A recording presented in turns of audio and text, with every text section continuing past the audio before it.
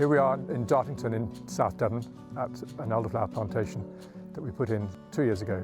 And my name's Gabriel David, and I'm, I guess, the founder of this business. I took it on from an ailing cider company in '97.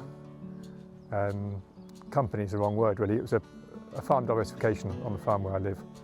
Cider in those days gave you memories mostly of white lightning, or getting completely hammered at the age of 14 on something that tasted more like vinegar than cider. So the combination of that means that you didn't have many clients who wanted cider. So we diversified. One of the first products we picked up was elderflower, partly because it grows like a weed in hedges around here. And for another reason, it was a very well-trusted recipe that we've been making for years.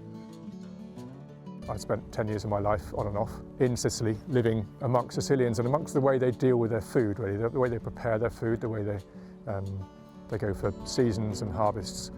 And the purism, I think, probably comes across. And I took that idea about, an Italian would never eat a tomato out of season. He would have a fresh tomato or he'd have a preserved tomato. If they won't eat a substandard tomato in winter, they'll do something else with it to take it through the winter. Learning those principles, I brought those over to the UK, and it's basically start anything with great ingredients. And as long as you keep your processes simple, and I think most chefs will tell you that if you've start with a great ingredient, you don't do much to it, the chances are it'll shine through. And that's what a Luscombe ethos has been, is not to over-process anything. This particular plot is about 2,500 bushes, I should think, planted a couple of years ago. You can see that between the rows we've got 18 metres of open ground, which is the farmer's patch. Basically it's an agroforestry product, so we're doing a product here. It's 18 metres of clear ground. He's got silage in here, it's going to be hemp seed now, there might be corn in here, might be maize one year. Then beyond that there's some apples growing, and then there's Szechuan peppers. So of the 50 acres, probably about a quarter of it's taken up by these strips, and then the farmer has the rest of the field. It's an investigatory product. We're studying it. We're doing lots of study on the financial viability of it, and then of course the biodiversity. But if we can replicate this elsewhere, then biodiversity will follow. And in organic principles, of course, biodiversity is one of the main wins. So Luscombe does what I call does the whole process really in longhand.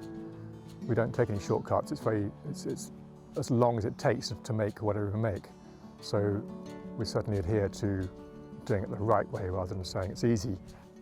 I can stand here and give you a lot of hot air about the whys and wherefores of whether these little small attention to detail actually work, make any sense, but actually after 78 separate Great Taste Awards over 10 or 15 years, 10, 12, 15 years, not only is that we've accumulated those awards, but they've been consistent over that period. So yeah, I think it's quite not easy, but anybody can win a prize in 1 year, 2 years, but actually to do it consistently over 15 plus years, I think is one of our strengths, our consistency, and that other people other than us say, yes, it is worth 1, 2, 3 stars, whatever it is they've given us that year.